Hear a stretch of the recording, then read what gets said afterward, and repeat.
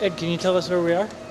This is a warehouse where things are stored and shipped out of. So all the dried products, after they're dried, come here and they're stored here and shipped out of here.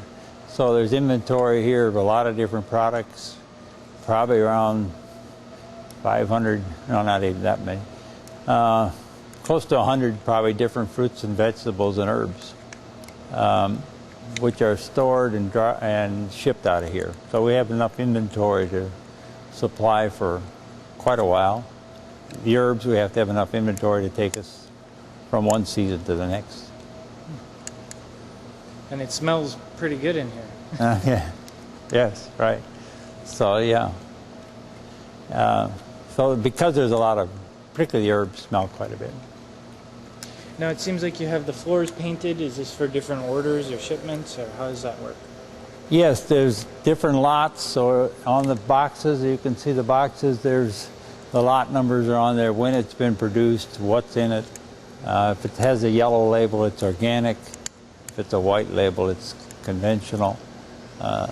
There's also here some health food products that we do. So they're also stored here and they're sold to the health food industry. Okay, great.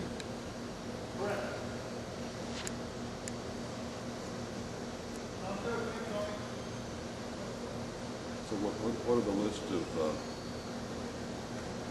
herbs in the building here?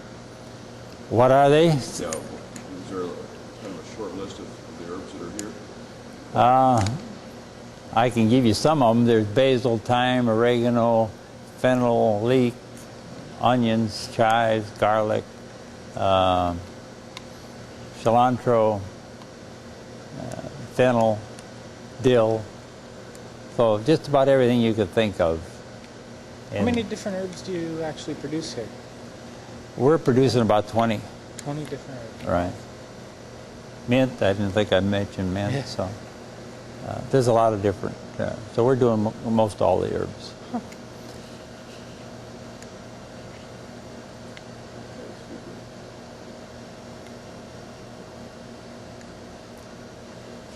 Good. Right. Okay. So we have some of it there. Can you tell us about that one more time?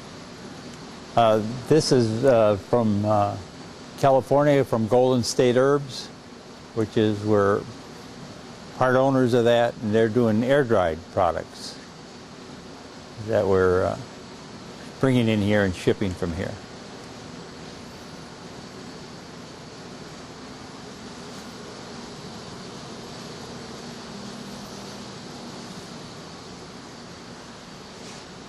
This is freeze-dried spinach that's come from China, so we're importing some products from China.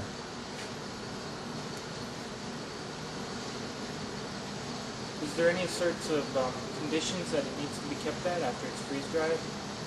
No, we try to keep it, change the air, and this is kept try to keep it fairly cool in here. But no, nothing special.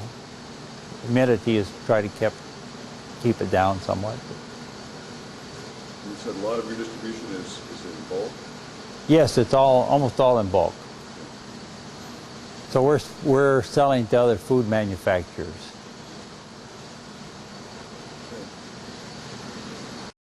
Okay. Okay. If you see yellow labels, those are organic products. So we're buying organic products and also freeze drying them. Besides growing the herbs, which are partly some of the herbs we grow are also organic. And what do we have in these boxes here, you said? These are tart cherries. Tart cherries mainly come from Michigan. So they're shipped here frozen and then we freeze dry them. Okay. There's bananas on this side. Bananas usually come from South America, different places.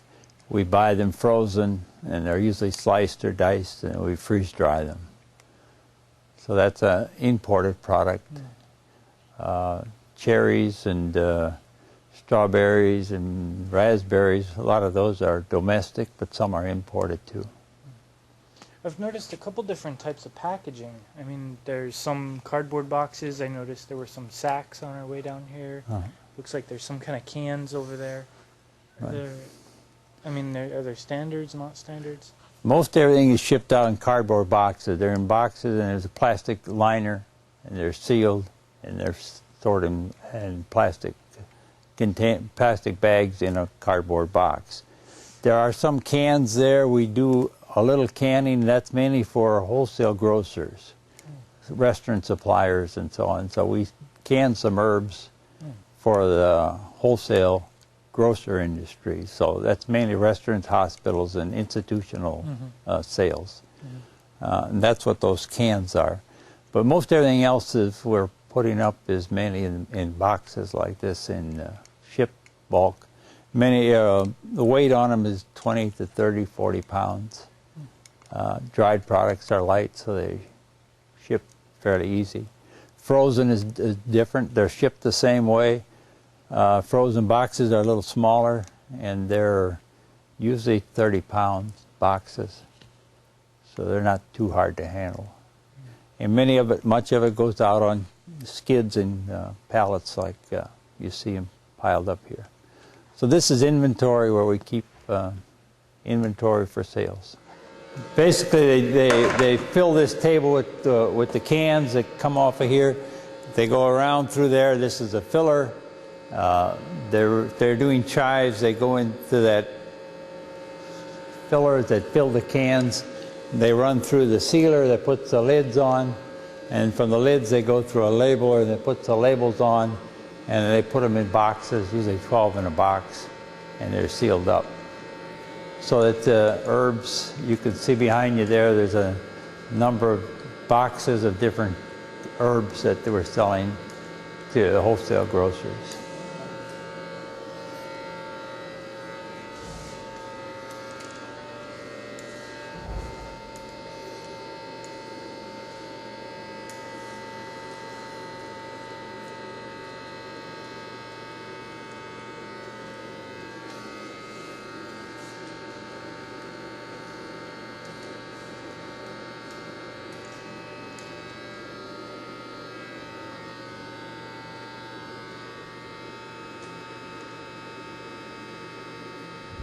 Okay, go ahead. This is a field of basil that was planted about 2 weeks ago, and it's just coming up.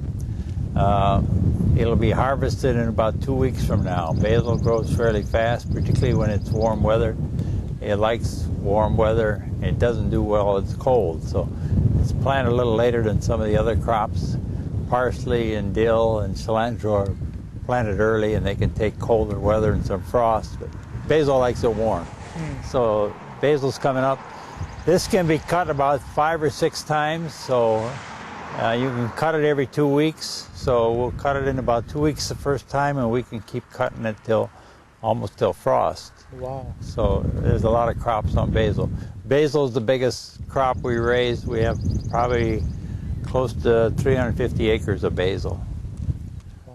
And if you look across there, I think that's the cilantro, which is a little lighter green. Okay. That's being harvested now, the first crop. This was a later crop of cilantro that's coming up. If you see the center pivot there, most of the fields we irrigated by center pivot. Some out of the river, and most of it, though, is from wells. So there's a cultivator, if you can see, coming, so we cultivate a lot, keep the weeds down. There's also some people back that are just beginning to weed. They're weeding this field. So there's a lot of hand labor in weeding that's done. Now, you said your workforce is coming from Mexico, or? Mainly those are people that live here year-round. We try to keep them working most all year round. There are some of those that live in Texas, that go back to Texas in the winter, but most of them live here and they have families here, and we try to keep them working year-round. Cool. And you bring everybody out in a bus, it seems Yes. like, and then they... Right. Okay. So they go from field to field on the bus. Great. So this is the way all the crops are grown. There's usually 4 rows on a bed, and they cultivate 3 beds at a time and plant 3 beds at a time and harvest 3 beds at a time. Wow. So it's pretty standard pretty well standardized as far as planting and harvesting and cultivating. So we do a lot of cultivating for weeds, and that's kind of a continuous job all summer.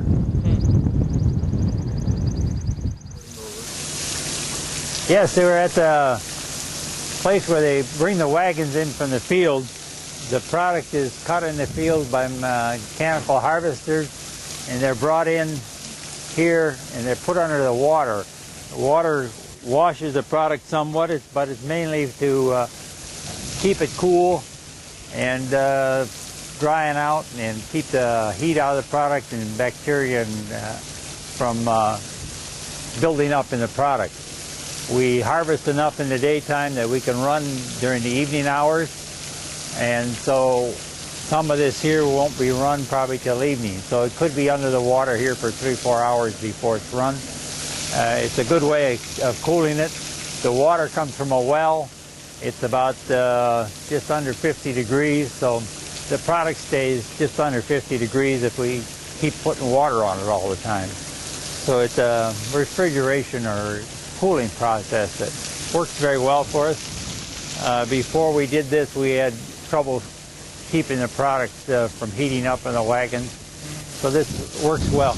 This here is oregano we're having the wagons right now. You can see in the bottom of the wagons.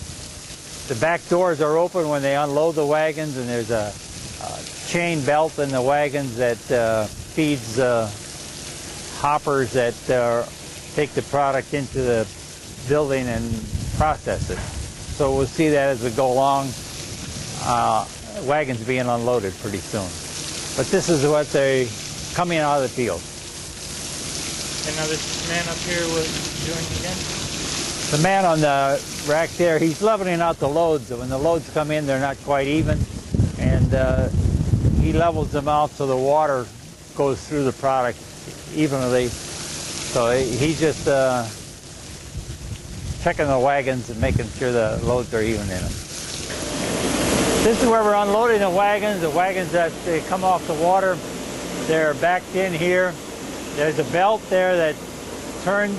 You can see there's a power moving that they hook up to, and that turns the belt and unloads the wagon very slowly and evenly.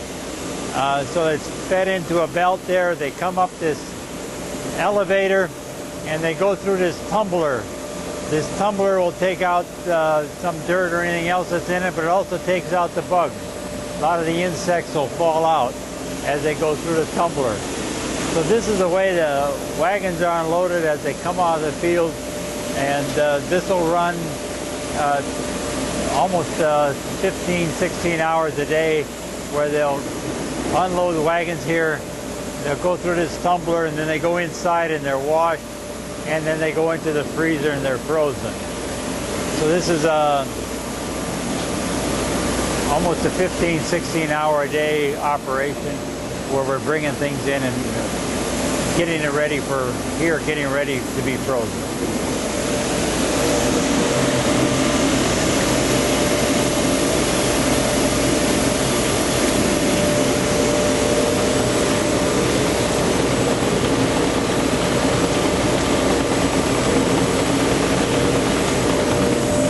Not many bugs in there. Sometimes you see bugs, but I don't see many in here. See the ladybugs in there? Oh yeah, okay. No, this is the wheatgrass. This is wheatgrass. Okay. That's oregano. What do you got now? This is wheatgrass that they'll run for health food.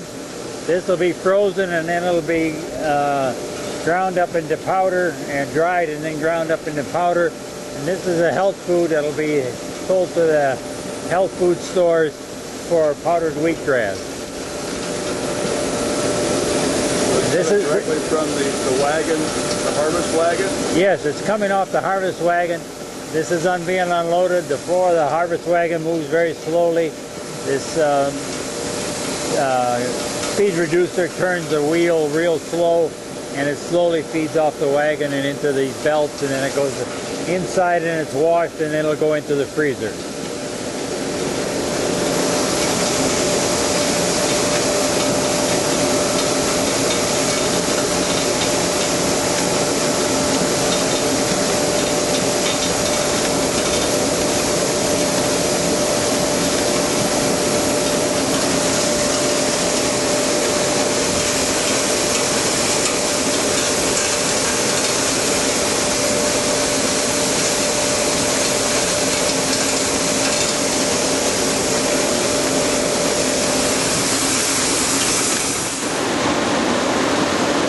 inside the plant now.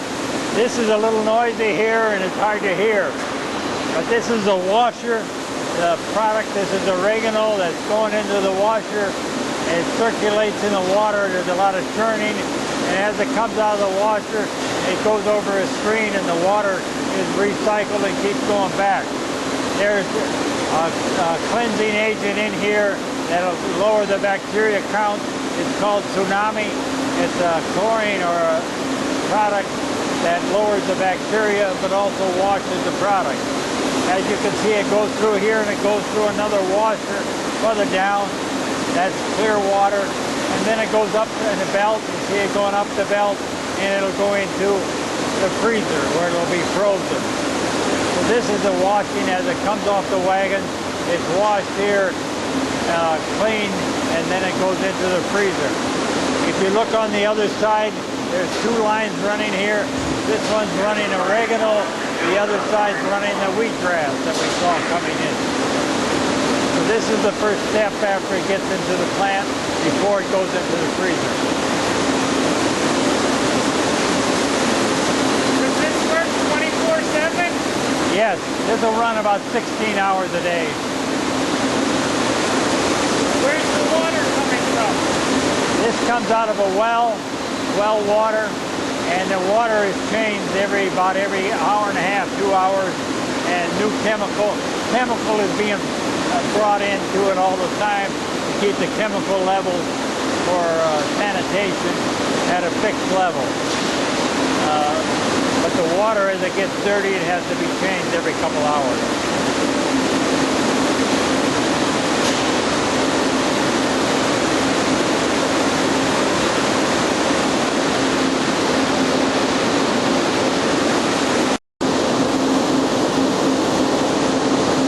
Coming out of the washer and it's going into the freezer.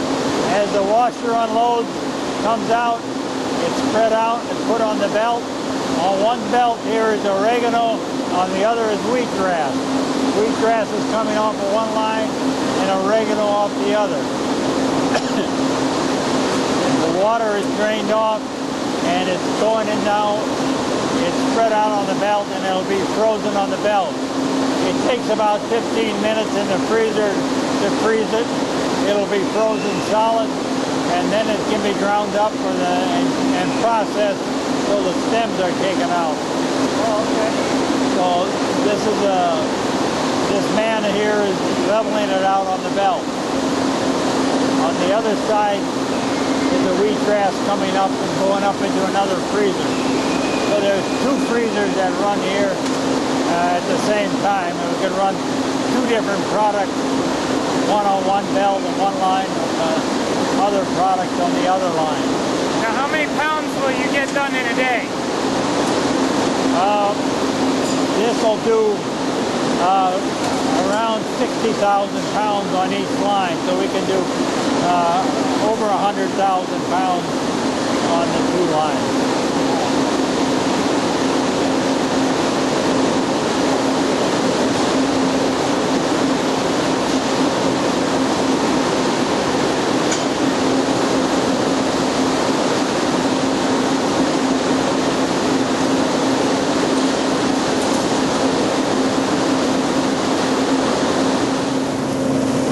The freezer now. This is the unloading side. If you can see up on top there, you can see the wheatgrass that's been frozen coming off the belt. It's coming down off the belt. It's been in the freezer for about 15 to 20 minutes and it's frozen solid now.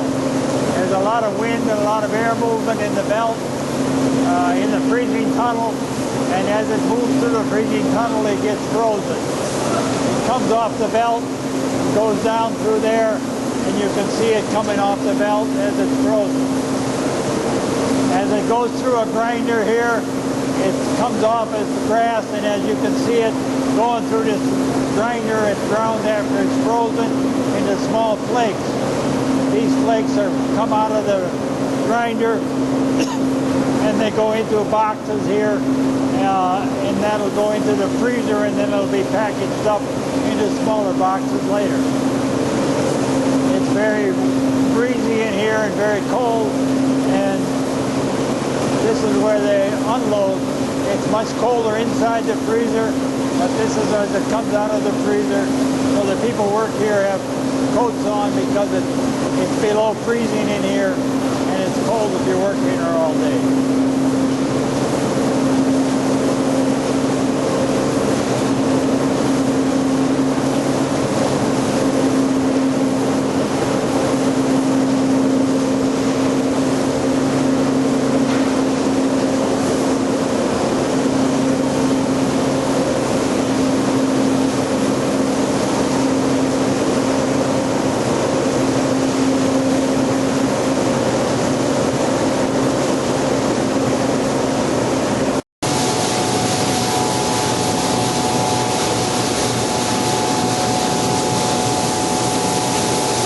Inside the other freezer, this is they're running oregano, and you can smell the oregano in here. It's very strong. As your product comes off the belt, it goes through a grinder, and then it goes through a screen. We're running two different size products here. One is a larger cut. This is a flake or a leaf. It's divided. There's a screen there. The other product is a finer cut, so we're getting two different products off here. Depending on the size of the product, we're getting a leaf product and we're getting a fine off of it. And that's after the leaves are knocked off, they go over a screen and they're divided in two different sizes. Again, it's cold in here, and it's running about a couple thousand pounds every hour. And it's very noisy because the screens are working and the grinder's working, and it's also cold in here. But it gives you an idea how products are getting ready to be processed. From here, they'll be bagged up in boxes, and then they'll go into another freezer and shipped out. Some of this will also be freeze-dried, or it'll go into trays and be dried. This is chives that have come out of the freeze dryer. They've unloaded the racks. Chives we can cut all summer, and you can get a number of cuts off of chives. They're like a small thin onion, and they're cut with a machine, and they're laid in boxes and then cut up in little pieces. We're screening them here. After they come out of the dryer, they go over a screen, and the long ones are screened out and the small pieces are screened out. So there's about 3 different sizes come off. So this is freeze-dried chives. After they've been freeze-dried, they're being screened. Then they go in these bags, and then they're boxed up. And these will maybe go mostly to dairies where they're used in cottage cheese. They'll go to spice companies where they'll put them in bottles for spice racks. And this is what just chives. These are freeze-dried chives, which we do a lot of freeze-dried chives. So this is just a screening operation for freeze-dried chives. Now, how do you end up? It says they're not metal checked. What do they have to do? Before these can go out, they'll have to go through a metal checker. Everything's metal checked. So if there's any pieces of steel or iron or bolts or anything else that might have fallen in or got in them, the metal detector will detect that, and those will be thrown out or resorted, so to make sure there's no metal in them. So these haven't been metal checked yet, but they will be metal checked before they're boxed up and shipped out. Okay, these are chives that have been cut. They've just gone through the cutters and washers. They're finished cutting and washing for today, but these are some that are in the cooler after they've been cut, and they're here to keep them cool. They'll be going on the freezer belt in a little while. They'll put them on the freezer like you saw the freezer you were on the other picture. After they're frozen, they'll go into trays and be freeze-dried. And from freeze-dried, they'll go over the screen and be screened for small ones and long ones out of them. And then they'll be boxed up, go through a metal detector. Samples will be taken for the lab, and they'll go to the lab to be checked for bacteria and quality. And after they're boxed up, they'll go into inventory in the warehouse and then shipped out to customers for freeze-dried chives. We also sell some frozen chives. If they're frozen, they go into another boxes, and then they're frozen in a warehouse or stored in a frozen warehouse. Okay, we're in the lab. These are some of the lab girls that are working here. They check the products as they come in. They check them for moisture and bacteria and E. coli and salmonella. And these samples are then labeled, or they come in labeled. They record what they're doing. They record the sizes. Some of it's sifted, check for quality. And so they got a lot of work. The plate counts go in dishes, and they go into incubator, and they're incubated overnight, and then they have to count them the next day to see how much bacteria there's in each sample, how much E. coli or whatever else is in them. That's recorded, and we get all the products here, and every lot has a number, and every lot sample is checked. So these can go out to the customers, and they fill out the reports, so the customer can get a report on all the lots and what's happening. So that's what these girls are doing. Maybe they want to tell a few things. Who's first? Who would like to talk first? Go ahead, tell them your name and tell them what you're doing. Come on, girls. This is Donna Jones. Donna appears to be doing some pathogen testing here. For listeria. Listeria? Okay, good. I'm Kaylin. She's holding down the counter. Cleaning up. Good. Tell them a little bit about what you do. So you're better at that than I am. Okay. Well, Kelly, go ahead. my name is Kelly Van. I am the lab manager. I do more on the technical end. I work with customers quite a bit over the phone and their needs and requests. But we run a pretty smooth operation over here of all of our micro, physical, analytical testing. We get some products in, we weigh them up, we do the dilutions. Like I said, we plate them out, we incubate them, check everything for size, color, all the physical parameters, make sure everything's safe and wholesome before it's sent out to our customers. Good. Tell us what you got have here. What are your samples you have? These are all the products that we received in today. Those are actually laid out and ready to be moisture tested for tomorrow. So they've gone through all the testing except for moisture analysis, which is a 7-hour test, so that'll be done tomorrow. Okay, good. That gives you some idea of what we're doing and what's happening here. These are the samples that are going out to customers. They want to see samples of different products. So the salesmen talk to the customers and they say, send me a sample of this or send me a sample of that. And so they're getting samples ready and shipping them out. This is a sample of tart cherries. They're in bags like this. These are the spec sheets. There's also strawberries in this box that are going out. It tells the product, has a lot number of the spec sheets of what the specs are, plate counts, in what range the plate counts have to be, E. coli, yeast and mold, salmonella, moisture is all on there. And this again is value water, protein, carbohydrates, fats, sugars, everything that's in the product. So it's a complete analysis in a way. So the customers, when they make up their products, they have to know what's in them. So we give them the information on what's in all the products. So this is what they're doing here, getting samples ready and doing the work on keeping the records and checking everything. This is a sample room where all the samples come after they've been checked. They save some of them that they can send out to customers. So there's a lot of different sizes. Some is freeze-dried, some is drum-dried. We also have a room for frozen samples where we can send out frozen samples. But these are all the dried samples. They're fruits, vegetables, and herbs.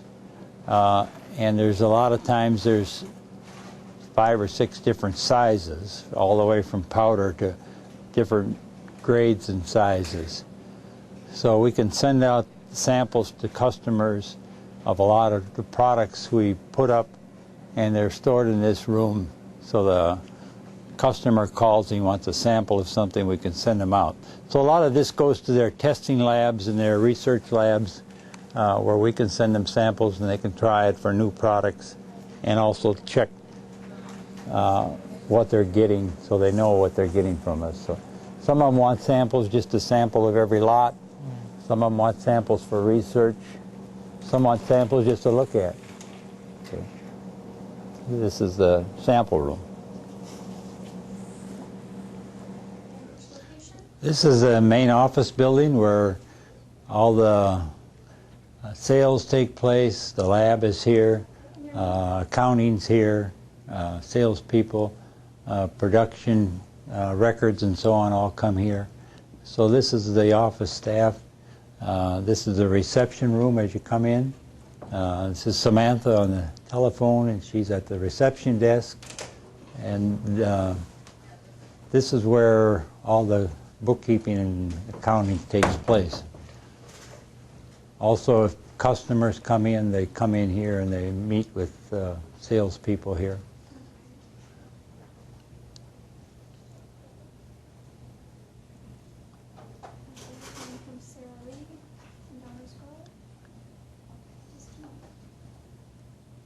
Yes, my family of 2 sons and 2 daughters. Sons are in the business with me. My daughter is married to one, Carl Smith, who has a greenhouse business. They all live in the area. The other daughter is Michelle, and she's married to a man who has a cement business, cement block business, where he makes ornamental cement products. There's 15 grandchildren. They're all the way from high school down to a year and a half old. So they all live in the area, so we see family and children quite a bit. My wife and I'm 72 and she's 71, so we're getting to be old people. But it's nice to have children in the area, and we see a lot of them. And, everybody gets along well, so that's a lot to be thankful for. This is a drum drying room. They're doing drum drying here. It's very noisy, so you may not hear well. But the product is cooked usually, and then it's made into a paste like a sauce, and it's pumped into here, and it goes on these drums. There's steam inside the drum, and the steam dries the product. And it comes off like sheets of paper. It puts a thin layer of product on the drum, and as it turns, it's dried. So it's dried as fast as the drum turns. This is an oat product. It's an oat fiber product they're running. It's used in different foods, but this is an oat product that's used in a lot of health foods. We do a lot of cranberries and apples, a lot of things for baby food, different powders for beans. We run a lot of bean powder, which is used in bean products, bean soup, refried beans. So a lot of products that we can dry here. It's cheaper than freeze drying, so we can run products that are dried products that are cheaper. Most of them are made into powder. This is what how drum drying works.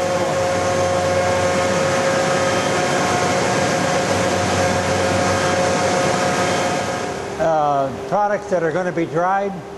This here is cherries. They're from Michigan. They're sour cherries. They're frozen sour cherries, which we'll grind up, and they'll go on the dryer, and we'll have cherry powder. The other there is raspberries. They're from Oregon. That's a puree. It's already been pureed. We could puree raspberries here, but we can also buy them frozen puree. This is frozen puree, which will be thawed out and then put on the drum and dried, and then you'll have strawberry powder.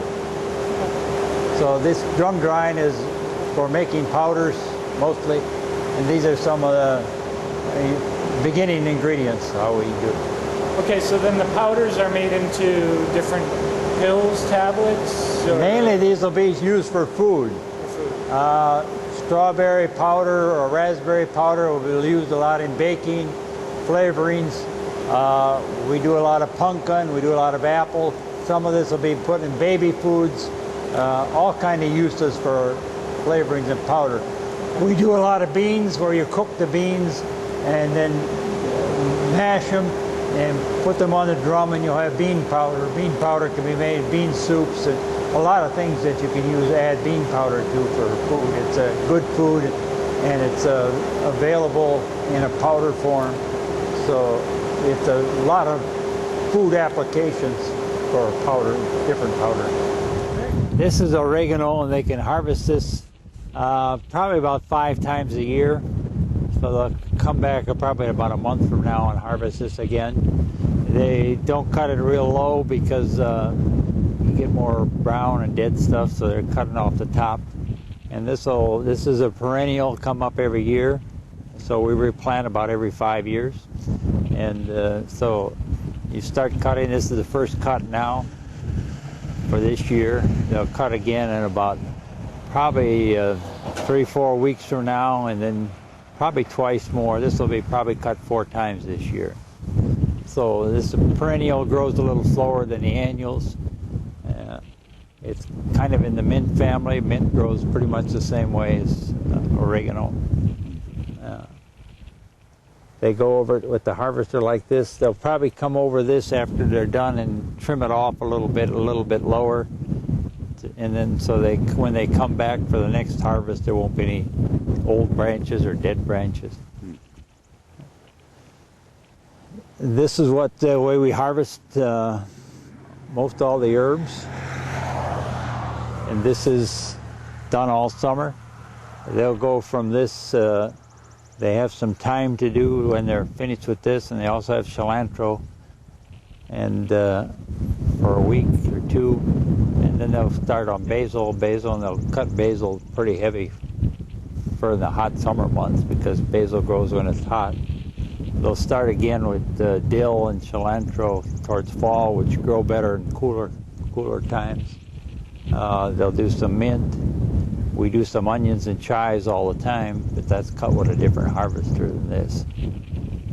So we harvest about 6 months out of the year, but when we harvest pretty much every day, all the time.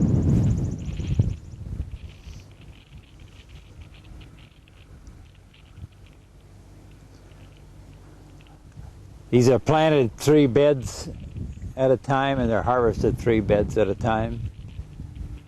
The wagons they'll pull in with a pickup. They usually put 2 wagons together and pull 2 wagons in, and then they'll go from here under the water where we saw them being cooled under the water.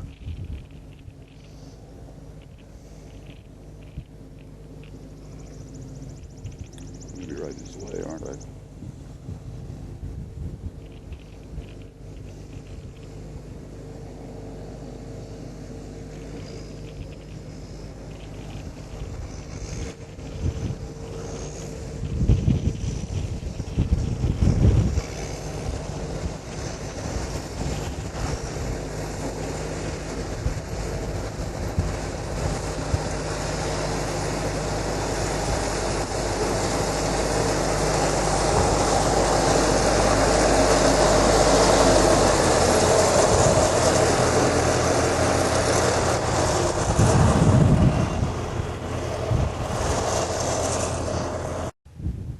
Okay. Now we're going. Tell them to stay there a minute. This is planting basil. There's 3 beds they plant at a time, 4 rows on a bed, so there's 12 rows. This field is 40 acres, so this will be 40 acres of basil. They've made the beds and got them ready, and they have 2 planters here where they're planting basil. So this they'll I don't know, this will probably be finished today or not? Not today. Not today, tomorrow morning. Tomorrow morning they'll finish this field. Basil's an annual? Basil is an annual, right? So comes up, we can cut basil usually 4 or 5, maybe even 6 times. It grows very fast when it's summer and warm. It likes it very hot. The hotter it is, the better it is for basil. So it'll grow quickly. When it's cold, it doesn't do well at all. So as soon as you get a little cold nights, basil stops growing.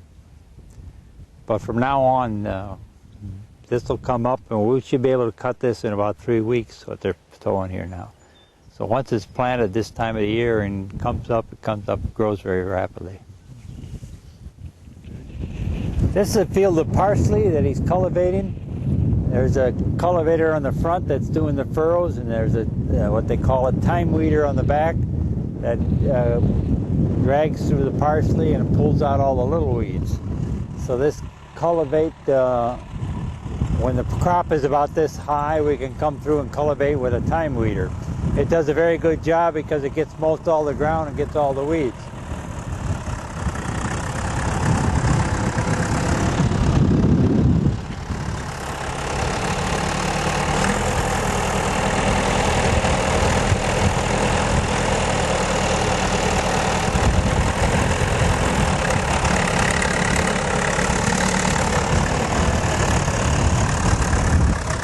They'll cultivate quite a bit with these time weeders. They'll cut this parsley in about 2 weeks the first time. It's been planted about 3 or 4 weeks ago, just coming up good. There's a bare spot in the field here because we had so much rain it drowned it out. But we'll also go with this after we harvest. We'll cut the parsley and then we'll go right in after this with a time weeder and get a lot of the weeds out. So we'll cultivate with these quite a bit. They do a good job of cultivating. So once a crop is up and growing good, we'll go through it with this quite often.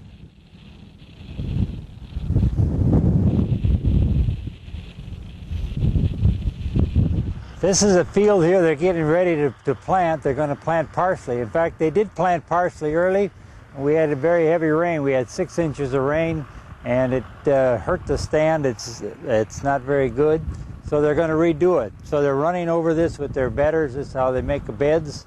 And they're tearing out the parsley that is poor because of all the rain they had, and they're getting it ready to replant. So they're going to come back over and replant this. This is the same way it was done about 3 weeks ago, and it just come up out of the ground when it rained so hard, 6 inches of rain, and it flooded the fields. So a lot of the parsley died. So rather than try to save it, it's not worth saving. So they're tearing it back up and rebedding it, and we'll replant it back into parsley. So this will come up in probably about a week. It takes about a week for parsley to germinate, and then it'll start coming out. The piece you saw him just cultivating was planted the same time this was, but on that side the field it was better because the water drained off faster. This side was a little flatter, and it hurt the stand, hurt the yield. So they're redoing it, replanting it. So they're coming back over, and they'll come with the seeders in here tomorrow and reseed it with parsley.